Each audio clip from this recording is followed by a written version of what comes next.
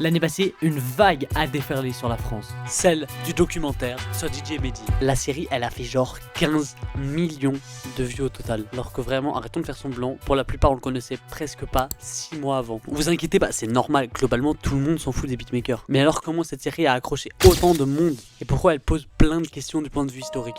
Je m'appelle DJ Mehdi. Déjà, avant tout, il y a, me semble-t-il, un contexte à poser. C'est important de comprendre pourquoi ce type de doc peut exister et être soutenu à hauteur de probablement plusieurs centaines de milliers d'euros. Plus, être diffusé sur Arte, ce qui est un canal culturel très bien vu. Bon, déjà, il est clair que sur le principe, ce doc avait un sacré nombre d'atouts pour cartonner.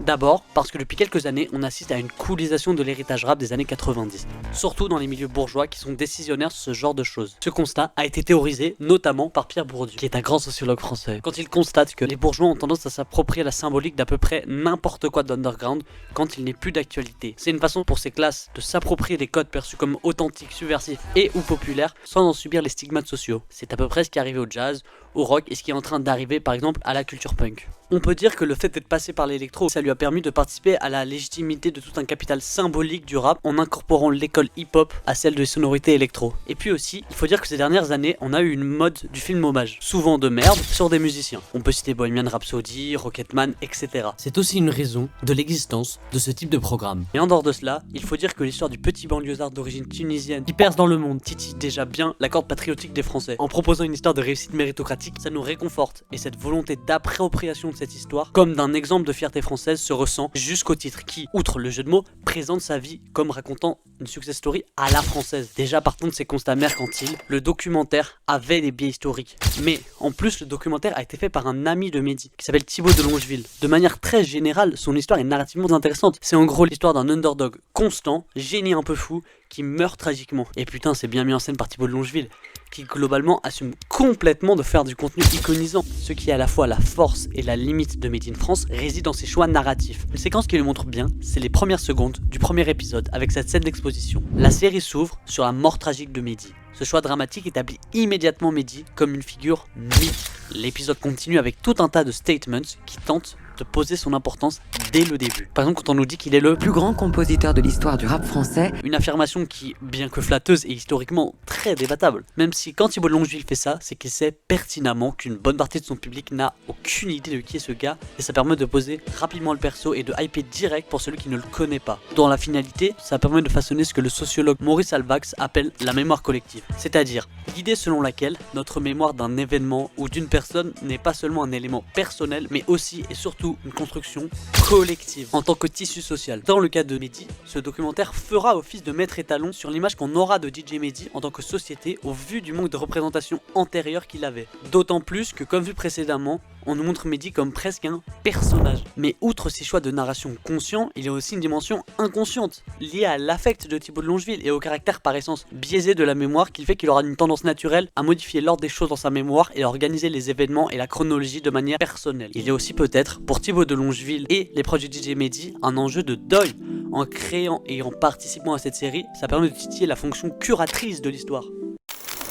Dans ces premières secondes, il y a aussi l'usage du témoignage et des images d'illustration qui est questionnable. Si des artistes comme Kanye West ou des figures comme Daft Punk sont montrés, leur rôle dans la vie de Mehdi est méga petit. Et il y a aussi des comparaisons what the fuck, genre avec Quincy Jones, qui est le gars qui a produit plein de hits de Michael Jackson, alors même que franchement, en dehors du bloc qu'ils font, le lien entre eux est pas évident. Ça sonne plus comme un moyen de name drop des noms qui claquent, sans qu'il n'y ait vraiment de comparaison qui fasse sens.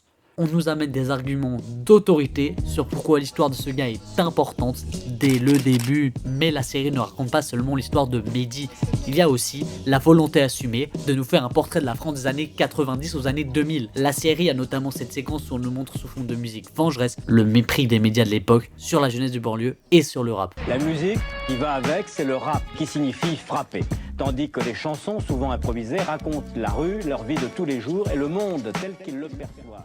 Outre l'enjeu de réhabilitation de cette histoire, il y a aussi un message profondément politique là derrière. On se moque de leur capacité à tout mélanger et à haïr sans trop de raisons valables cette culture. En fait, ce qui est intéressant, c'est que la série a une démarche téléologique. Alors ouais, dit comme ça fait mot de philo chelou, mais t'inquiète. La téléologie, c'est juste une manière de raconter des choses en fonction d'une finalité. En gros, c'est pas juste il sait pas si ça puis ça, c'est plutôt Tout ce qui se passe sert à amener à une idée précise, une sorte de but. Et là, son but est clair, réhabiliter une histoire, redonner une dignité à une génération qu'on a méprisée. La série ne se contente pas de raconter l'histoire de Mehdi, elle construit le regard qu'on avait sur toute une époque avec l'objectif de se dire « Regardez, vous avez loupé quelque chose ». C'est pas juste narratif, c'est politique, presque militant. Évidemment que ici, le choix musical et d'archives est fait pour nous faire ressentir presque de la rage envers les archives qu'on voit. Clairement, ici on juge l'archive avec notre regard moderne, ce qui est profondément anti-historique. Parce qu'on sait que désormais, le rap est considéré comme une culture respectable. Thibaut de Longeville veut nous montrer comment la culture de cette époque a mené à notre culture actuelle. Ce point de vue est déjà discutable, car en partant de ce principe de base, on va forcément finir par tomber sur des éléments qui valident notre hypothèse de base, même si elle est inexacte. Non pas que dans ce cas-là, le truc que Thibaut de Longeville veut nous montrer soit forcément faux, quand on voit l'influence moderne de la street culture. D'ailleurs, ce mépris-là n'a aujourd'hui évidemment pas disparu, il s'est même polarisé récemment, parce que ce que j'ai dit au début sur la colonisation du rap n'est que partiellement vrai. Il y a toujours un mépris généralisé envers le rap, notamment ultra mainstream. Il y a là encore, dans toute une partie des choix esthétiques, une volonté de stimuler une nostalgie, même chez ceux qui n'ont pas connu cette époque. Franchement, n'importe qui regarde ce documentaire aura la petite envie de se mêler à ce monde du rap ou des débuts du succès massif de la French Touch. Tout ça montre bien les ressorts que la fiction revêt quand il s'agit de raconter l'histoire et les enjeux qui le suivent. Et toutes ces critiques sont faites précisément parce qu'il sait qui va le regarder. C'est une sorte de fenêtre d'Overton de la critique nationale. Et c'est un peu marrant comme c'est fait. Prenons par exemple le moment où il nous parle du fait que le nom de toute sa famille a été changé à leur arrivée en France. Ce genre de critique contre l'État est jugé tolérable dans ce type de docu précisément parce qu'il connaît son public et qu'il sait que ce genre de fils de puterie du gouvernement français sera sans concession critiqué par ce public. Mais si je pose le même extrait sur Twitter, ma mère va se faire probablement menacer dans la minute suivante. Ce truc est par rapport à l'histoire en tant que science, mais aussi par rapport à l'histoire en tant que narration, c'est un problème dont on ne devrait pas avoir à se soucier. Et le documentaire s'en soucie. Par exemple, le traitement des mecs de la mafia Quinfri est très édulcoré. Ces gars ont eu des phases compliquées et mafia c'était pas qu'un nom. Tout ça est important de la vie de Mehdi parce que ce gars a jamais trempé là-dedans et que c'est parmi les raisons qui l'ont éloigné du rap.